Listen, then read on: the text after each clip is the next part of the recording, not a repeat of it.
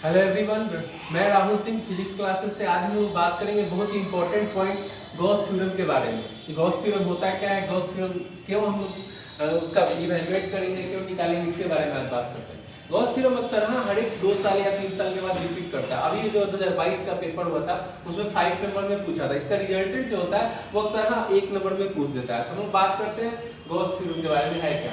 तो बता दें आपको कि ये फिगर देख रहे हो, इनक्लोज सरफेस एरिया, इसी पर हम लोग डिफाइन करेंगे कि किसी बंद तल से गुजरने वाला, किसी क्लोज सरफेस एरिया, किसी बंद तल से गुजरने वाला कुल विद्युतीय फ्लक्स उस तल द्वारा घिरे हुए आवेश का, उस तल द्वारा घिरे हुए आवेश का 1/ε0 गुना के बराबर होता है या 1/ε0 गुना होता है। मैं फिर से एक बात करता हूँ, किसी बंद तल से घिरे हुए कुल विद्युतीय फ्लक्स, किसी बंद तल से घिरा हुआ कुल विद्युतीय फ्लक्स उस तल द्वारा घिरे हुए कुल आवेश का 1/ε0 गुना के बराबर होता है या गुना होता है, जिसे हम लोग गॉस प्रमेय के नाम से जानते हैं। अब इसे मैथमेटिकल इंडक्शन में व्यक्त किया जाए तो मैथमेटिकल इंडक्शन में phi q/1/ε0 बोल सकते हैं। ठीक है, अब थोड़ा सा इसे और आगे बढ़ते हैं। phi के अकॉर्डिंग हम लिख सकते हैं close surface integration vector E dot vector ds is equal to q/ε0 भी लिखा जा सकता है। इसे मैथमेटिकल फॉर्म में हमने कहा। एक बात, इसको थोड़ा सा अंग्रेजी में कहा गया है, the total electric flux out of a close surface is equal to the charge enclosed is equal to the charge enclosed divided by the permittivity, जैसे हमने इंग्लिश में बताया। अब थोड़ा सा बात करते हैं इसे प्रूव कैसे करेंगे। इसको प्रूव करना होता है और हमको phi = q/ε0 लाना होता है। तो सबसे पहले इस पे बात करते हैं कि गॉसीय पृष्ठ के बिंदु, इसके गॉसीय पृष्ठ के केंद्र में O पे से लेकर P बिंदु के बीच की जो दूरी होती है वो r होती है, और इसके P पर एक अल्पांश क्षेत्रफल अवयव, छोटे छोटे क्षेत्रफल अवयव में काफी बार बटा हुआ है। ये आपका क्षेत्रफल सदिश के अकॉर्डिंग उसकी एकांक दिशा व्यक्त करता है, ये विद्युत क्षेत्र की तीव्रता को व्यक्त करता है। इसी एकांक P बिंदु पर हमको मालूम करना है गॉस थ्योरम का वैल्यू, यानी कि phi = q/ε0 प्रूव करना है। आप देख सकते हो ये जो दिशा होगी अभिलंबोत और एक ही तल में होने के कारण थीटा का मान होगा 0 डिग्री लिया जाएगा। तो अब हम इसको बात करते हैं थोड़ा सा और आगे कि विद्युत क्षेत्र की जो तीव्रता की जो दिशा होगी वो कूलम्ब के नियम के अनुसार हम लोग लेंगे। तो कूलम्ब के नियम के अनुसार जब लीजिएगा तो आपको तो रिजल्ट आपको बता दें कि क्या होगा। E = यहां से स्टार्ट करते हैं। E = 1/4πε0 और क्या q/r²। एक बिंदु आवेश के कारण विद्युत क्षेत्र की तीव्रता का यह फार्मूला है 1.4 due to an electric field intensity.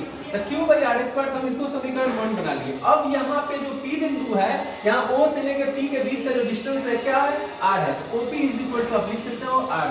यहाँ पे d ओमेगा है जो उसकी कोणीय वेग को व्यक्त करता है। बिंदु O पे जो है प्लस q आवेश है, इसी तरह प्लस q आवेश के कारण बिंदु P पर हमको मालूम करना है Gauss theorem.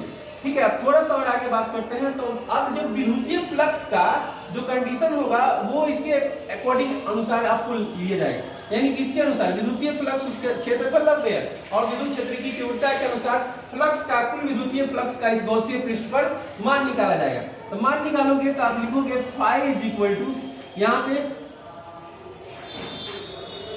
Surface integration vector E dot vector ds, ये आपका कंडीशन हो। अब देख रहे हो कि इस गॉसीय पृष्ठ पर जो E जो होगा वो हमारा सर्वत्र नियत होगा, तो उसको बाद में हम कंडीशन लगाएंगे। पहले आप इसको डॉट प्रोडक्ट है जो सेम डायरेक्शन में अभिलंबित है तो क्या करेंगे, डायरेक्शन थीटा का मान क्या होगा जी, 0 डिग्री होगा। थीटा का मान क्या होगा, 0 डिग्री।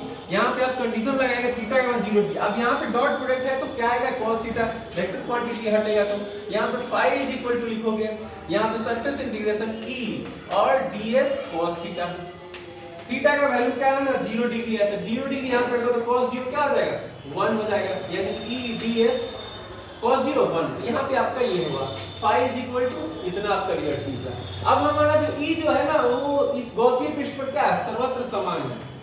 E जो है वो क्या है, सर्वत्र समान है। तो सर्वत्र समान है तो ये क्या होगा, नियत होगा।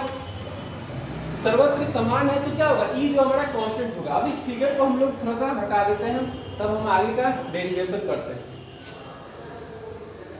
डेरिवेशन निकालोगे तो जब E जब हमारा इक्वल होगा, इक्वल टर्म मिलेगा, इसको क्या करेंगे, कांस्टेंट टर्म में लेंगे तो इसको क्या करेंगे, बाहर करेंगे और यहाँ पे ds हो जाएगा। ठीक है, और ये जो ds होगा यहाँ पे लिखोगे, चूंकि सरफेस इंटीग्रेशन ds जो होगा उस गॉसियन पृष्ठ का वक्र पृष्ठ क्षेत्रफल होता है। तो वक्र पृष्ठ क्षेत्रफल गॉसियन पृष्ठ का क्या लोगे, एक गोले का वक्र पृष्ठ क्षेत्रफल जैसे कितना होता है, तो 4 पाई r² होता है। तो इस ds यानी कि close surface integration ds total curve surface of spherical conductor या स्फेरिकल मटेरियल आप ले सकते हो। तो क्या होता है 4 पाई r², गोले गॉसियन पृष्ठ का वक्र पृष्ठ क्षेत्रफल 4 पाई r²। तब यहाँ पे इसको समीकरण बना लो दूसरा, इसको बनाए थे आप पहला, ठीक है। अब इस क्या करेंगे हम, समीकरण 2 से लिखेंगे। समीकरण 2 में एक का ई का मान रखने पर यहाँ पे लिखोगे समीकरण 2 में ई का मान रखने पर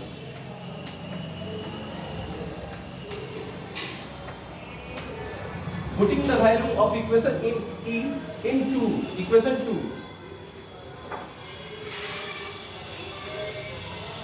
आप वैल्यू रखिएगा, टोटल रिजल्ट निकालेंगे हम लोग, वैल्यू रखिएगा, ई का मान इसमें रखेंगे इक्वेशन 2 में। तब अकॉर्डिंग टू इक्वेशन ई का मान क्या है, यहाँ से आप रखे थे 1/4 pi epsilon not q by r², इस ई का मान रख दिया हमने। और ds बराबर क्या है 4 पाई r², जो कि वक्र पृष्ठ का क्षेत्रफल है 4 पाई r², गोले के वक्र पृष्ठ। अब यहाँ पे आप काट दो, देख रहे हो कटने वाला है सिस्टम। तो 4 पाई से 4 पाई कैंसिल हो गया, r² से r² कैंसिल हो गया, यहाँ पे आपका प्रूव हो गया 5 = q by epsilon not, 5 = q by epsilon not. ये आपका गॉस थ्योरम पूरी तरह से प्रूव हुआ।